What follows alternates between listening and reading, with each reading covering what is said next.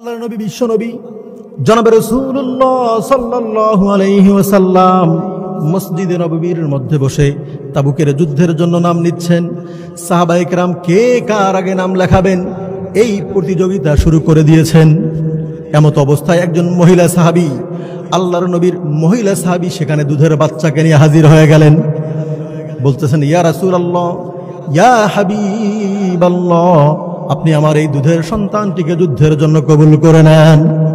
আল্লাহর নবী ডাক দিয়ে বলে, ও মহিলা, ও আমার মহিলা সাহাবী, ও আমার মহিলা সাহাবী, আমি জিহাদের জন্য নাম নিচ্ছি, বাচ্চাদের খেলাধুলা করবার জন্য নাম নিচ্ছি না।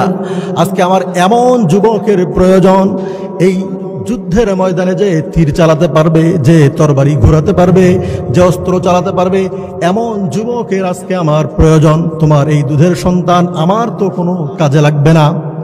এবারে আল্লাহর নবীর মহিলা সাহাবী দু চোখের পানি ছেড়ে দিয়ে কান্না করতে করতে বলতে লাগলেন, ইয়া রাসূলুল্লাহ, আমিও জানি আমার এই দুধের সন্তানটি তীর চালাতে পারবে না, আমার দুধের বাচ্চাটি তরবারি চালাতে পারবে না, আমার এই দুধের সন্তানটি ঘোড়া চালাতে পারবে না, উট চালাতে পারবে না, যুদ্ধের ময়দানে যুদ্ধ করতে পারবে না।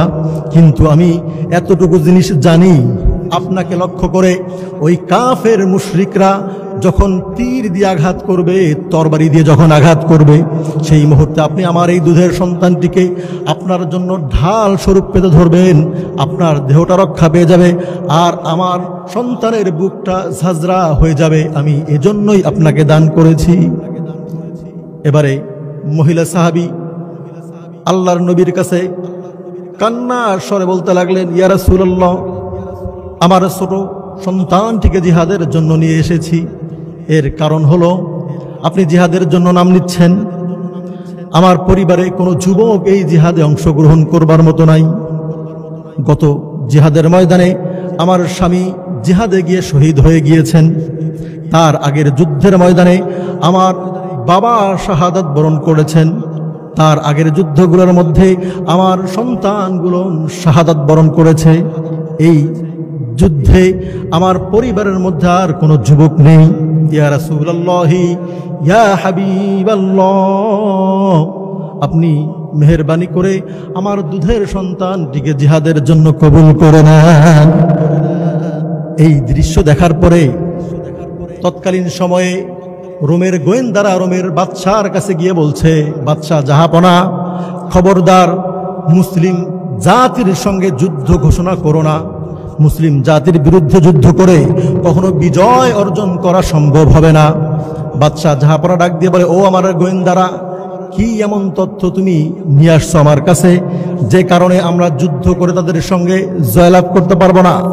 এবারে গোয়েন্দারা বলতে লাগলেন যে, বাদশাহ জাহাপনা, তারা এমন একটা জাতি, তাদের বিরুদ্ধে যুদ্ধ করে আমরা কখনো বিজয় লাভ করব না।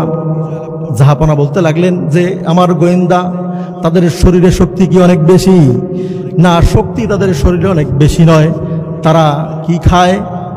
তখন গোয়েন্দারা বললেন, তারা জীর্ণ শীর্ণ শুকনা রুটি আর খেজুর খেয়ে থাকে। এবারে বাদশাহ জাহাপনা বলে, তাহলে তুমি আমাকে কেন ভয় দেখাচ্ছ তাদের বিরুদ্ধে যুদ্ধ না করতে? বাদশাহ জাহাপনা, আপনার এমন সৈন্য, আপনার সৈন্যদের কাছে মদের পেয়ালা এবং সুন্দরী যুবতী নারী যত বেশি পরিমাণে প্রিয়, আর মুহাম্মদ সাল্লাল্লাহু আলাইহি ওয়াসাল্লামের কাছে এমন একদল যুবক রয়েছে, তাদের কাছে আল্লাহর রাস্তায় জীবন দেওয়া তার থেকে বেশি প্রিয়। জোরে বলেন না সুবহানাল্লাহ।